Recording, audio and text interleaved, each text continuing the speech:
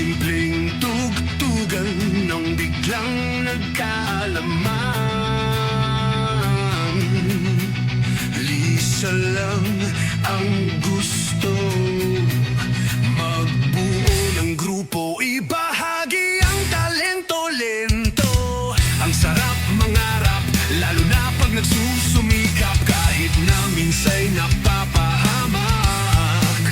Tuloy pa rin at gitaray hawak.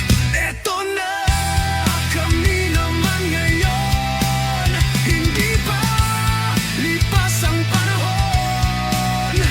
Walang sasayanging pagkakataon, hanggat nandito awit na likhang Pinoy.